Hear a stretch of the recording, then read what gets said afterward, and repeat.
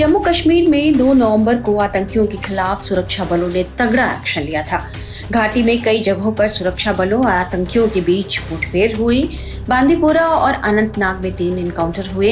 इनमें 4 जवान घायल हो गए और 3 आतंकी मारे गए। जम्मू कश्मीर के अनंतनाग में सुरक्षा बलों को बड़ी कामयाबी हाथ लगी। अनंतनाग जिले के हल्कन गली में मुठभेड़ के दौरान सुरक्षा बलों ने 2 आतंकियों को ढेर कर दिया। आतंकवाद विरोधी अभियान शुरू करने के बाद यह मुठभेड़ हुई। इससे पहले श्रीनगर के खानियार में सुरक्षा बलों और आतंकियों के बीच मुठभेड़ हुई। जैसे ही सुरक्षा बल संदिग्ध इलाके की तरफ पहुंचे, वहां छिपे आतंकियों ने गोलीबारी शुरू की, जिसके बाद जवाबी कार्रवाई में सुरक्षा बलों ने भी गोलियां चलानी शुरू कर दी और इस एनकाउंटर में उस्मान नामक आतंकी मारा गया। श्रीनगर के खानियार इलाके में सेना और आतंकियों के बीच हुए एनकाउंटर में सुरक्षा बलों ने एक उस घर को उड़ा दिया जिसमें 2 से 3 आतंकियों के छिपे होने की खबर मिली थी। इसमें एक आतंकी उस्मान भी था जो इसमें मारा गया। उस्मान के मारे जाने से आतंकवादी संगठन लश्कर-ए-तैयबा और द रेसिस्टेंस फ्रंट को तगड़ा झटका लगा है। उस्मान लश्कर-ए-तैयबा का टॉप कमांडर था। पाकिस्तान में ट्रेनिंग लेने के बाद उस्मान 2015 से लेकर 17 तक घाटी में ही छिपा हुआ था। 2 नवंबर को जब खुफिया सूचना मिली कि उस्मान समेत कुछ आतंकवादी किसी मकान में छुपे हुए हैं, तो सुरक्षा बलों ने खुफिया इनपुट के आधार पर सर्च ऑपरेशन शुरू किया। उस्मान का मारा जाना बेहद जरूरी था, इसलिए सुरक्षा बल ऐसी रणनीति बना रहे थे कि जिससे कि कोई प्लान लीक न हो जाए। मीडिया रिपोर्ट्स के मुताबिक उस्मान को मार गिराने में आवारा कुत्तों के शोर का डर सबसे ज्यादा था। कुत्तों के शोर से सुरक्षा बलों की किसी गतिविधि को लेकर आतंकी अलर्ट हो सकते थे, इसलिए आवारा कुत्तों को शांत रखने के लिए एक प्लान बना। उन्हें इतना बिस्किट और डॉग फूड खिलाया गया कि वे कुछ देर इसमें बिजी रहें, यानी कुत्तों को खाने में बिजी किया और फिर आतंकी को मार गिराया। यह रणनीति कामयाब रही और अंत में उस्मान मारा गया। उस्मान के मारे जाने को लेकर 2 नवंबर को वरिष्ठ पुलिस अधिकारी विधि कुमार बिरडी ने क्या जानकारी दी थी, ये हम आपको सुनाते हैं। अंदर से फायर का जो है वॉली हमारी जो है सिक्योरिटी फोर्सेस की पार्टी पे आया, तो उसके बाद एक ये ऑपरेशन शुरू हुआ। तो आज अर्ली मॉर्निंग से शाम तक ये ऑपरेशन चला और अब ये ऑपरेशन मुकम्मल हो चुका है। तो इसमें अभी तक क्या पोजीशन कैजुअलिटी किसकी हुई है, कहां से? इसमें एक जो टेररिस्ट है वो सुरक्षा बलों ने मार गिराया है, तो जिसकी तस्दीक उस्मान लश्करी इलियास छोटा वलीद के तौर पे एलईटी का कमांडर था, उस तौर पर हुई है। और इसमें सुरक्षा बलों के जो 4 जवान हैं उनको इंजरीज आई हैं। 2 जम्मू कश्मीर पुलिस के जवान हैं और 2 सीआरपी के जवान हैं।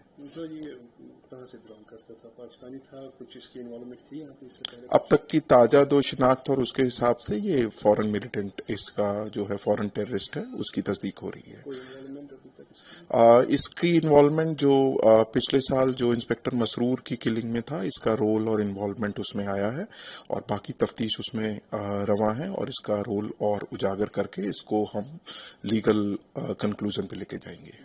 कल भी जो नॉन लोकल्स पे अटैक हुआ था और आज कुलगाम साइड से जो एनकाउंटर शायद हुआ था, वहाँ पे भी कुछ कैजुअलिटी? आज एक और जो है कोकरना लारनू के इलाके में जो है सुरक्षा बलों को इतला थी और उसके बाद जो है जम्मू कश्मीर पुलिस की टुकड़ी एसओजी और अन्य सैनिक बलों ने वहां उस इलाके में थोड़ा सा कॉर्डन सर्च करा था, जो कि ऊपरी इलाके हैं, थोड़ा सा रगड़ इलाके हैं।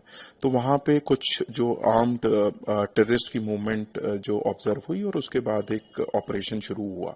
तो उसमें जो है 2 मिलिटेंट्स जो हैं उनको हलाक किया गया। अब वो ऑपरेशन कंक्लूजन स्टेज पे आ रहा है। जितनी भी सिक्योरिटी एजेंसीज है या जम्मू कश्मीर पुलिस काफी एफर्ट्स लगाए, जो हमारे यहाँ इलेक्शंस हुए सारा पीसफुल रहा, तो आपने पुलिस तरह होना क्या प्रेजेंस ऑफ मिलिटेंट्स हम देख रहे हैं श्रीनगर में फिर से कुछ उभरने लगा? देखिए, ऐसे है कि ये इनपुट्स आते रहते हैं और ये इनपुट्स पे डेवलप करने के बाद ही सुरक्षा बल इस टाइप की कार्रवाई करते हैं। तो लिहाजा ये सुरक्षा बलों के लिए ये अच्छी सिग्निफिकेंट ये जो है हमारी तरफ से पहल भी रही है और एक सिग्निफिकेंट जो है अचीवमेंट भी है। इस एनकाउंटर पर रक्षा विशेषज्ञ प्रफुल्ल बख्शी का क्या कहना है, ये भी सुनिए। सबसे पहले ये प्रतिक्रिया कि इस समय रिएक्शन जो है बड़ा क्विक था, क्विक रिएक्शन हुआ और इनका जो ये मेन जो फॉरेन टेररिस्ट है, जो जिसको लीडरशिप मिली हुई थी, उसका अपना कोड वर्ड भी था, वो उसको अगर मार के रहा है तो इसमें कोई दो राय नहीं है कि ये एक अच्छी भूमिका अपनाई है अपनी कोऑर्डिनेटेड एफर्ट के द्वारा अपनी सिक्योरिटी फोर्सेस ने, पर हमारे लोग भी घायल हुए हैं। आपको ये भी, हमको उसकी बहुत चिंता है और लगातार मारे जा रहे हैं, तो उसकी हमें बड़ी चिंता है। सबसे बड़ी बात यह है, हमारी फोर्सेस रिएक्ट बड़ी फर्स्ट क्लास करती हैं। जब मौका आता है बड़ी जबरदस्त लड़ाई करते हैं, पर उनको लड़ाई करने का मौका ही क्यों आए? उनको वो किस तरीके से घुस रहे हैं? वो इसलिए घुस रहे हैं कि जम्मू एंड कश्मीर सारे एरिया के अंदर स्लीपर सेल्स मौजूद है जिनको हटाया नहीं जा सकता अनटिल एंड अनलेस उनके लिए अभियान स्टार्ट किया जाए। लोकल पुलिस को पता होता है कि कौन किधर है। आपके ही टेलीविजन में दिखाया गया है किससे अलमियारों के पीछे किस तरीके से गुफाएं बनाई हुई हैं, तहखाने बनाए हुए हैं। तो ये सारी की सारी चीजें जो ये चीज बयान देती हैं, ये समझाती हैं कि बाहर के बेशक टेररिस्ट आ रहे हैं, पर अंदर स्लीपर सेल्स उनको खुले हाथ उनका आगमन कर रहे हैं।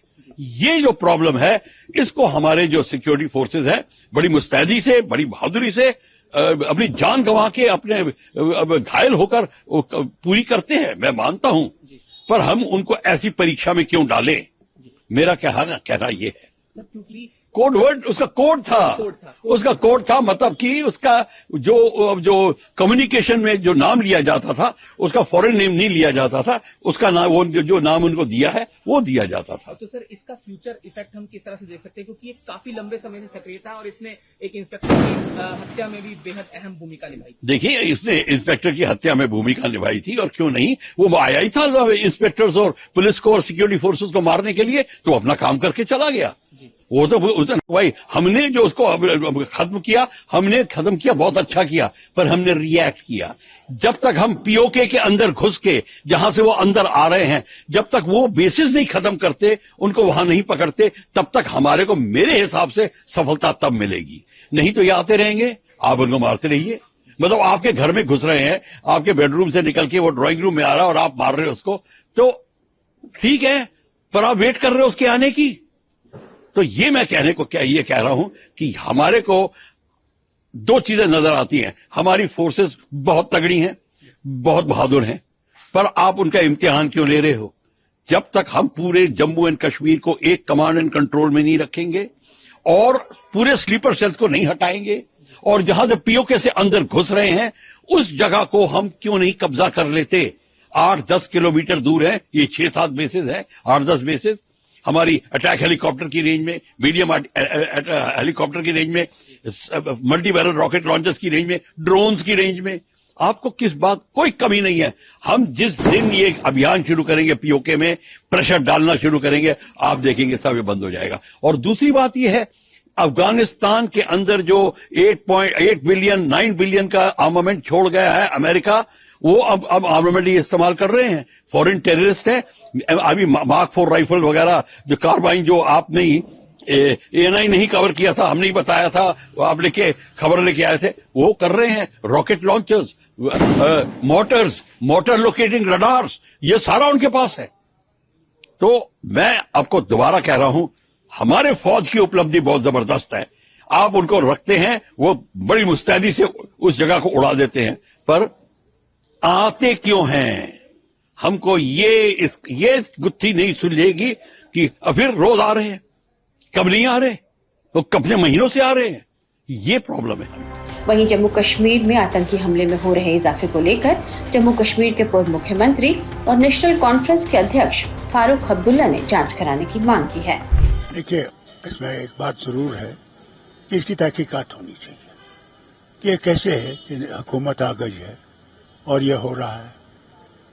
मुझे तो शक है कि वो लोग तो नहीं कर रहे हैं जो इस गवर्नमेंट को डिस्टेबलाइज करने की कोशिश कर रहे हैं। नहीं तो क्यों नहीं पहले हो रहा था? आज क्यों, क्या वजह है? इसकी इंडिपेंडेंट इंक्वायरी होनी चाहिए। हाँ, ये सब एक क्राइसिस पैदा करने की कोशिश कर रहे हैं। इस वक्त खानियार में भी अनफॉर्चुनेट एनकाउंटर। हाँ, अगर वो पकड़े गए ना जो ये कर रहे हैं, पता लगेगा कौन कर रहा है। मारना नहीं चाहिए उनको पकड़ना चाहिए और पकड़ के उनसे पूछना चाहिए कि कौन उनके पीछे है। वही रास्ता है। खानियार एरिया शहर श्रीनगर का बीच वाला एरिया है। हाँ, ये सब देखिए, मुझे बताइए कौन लोग हैं जो ये कर सकते हैं और किस लिए कर सकते हैं? इन सालों में क्यों नहीं किया? मुझे इस पर तशवीश है। सर, किस तरह का असर इससे पड़ सकता है? कोई असर नहीं पड़ेगा, परवाह मत कीजिए, ये इन चीजों से कामयाब नहीं होंगे। हम इसे निपट लेंगे इंशाल्लाह। लोग इसके साथ नहीं है। शायद फिर हम हर बार ये नहीं कह सकते कि पाकिस्तान कर रहे हैं। नहीं, सवाल ही नहीं। मैं इस बात में ये कहूंगा कि इस पर तहकीकात होनी चाहिए। हो कैसे रहा है? इसके बजाय कि इनको मारें, इनको पकड़ना चाहिए और पकड़ के हमें मालूम करना चाहिए कौन इनके पीछे है। कोई ऐसी एजेंसी तो पीछे नहीं है जो उमर अब्दुल्ला को डिस्टेबलाइज करना चाहते हैं।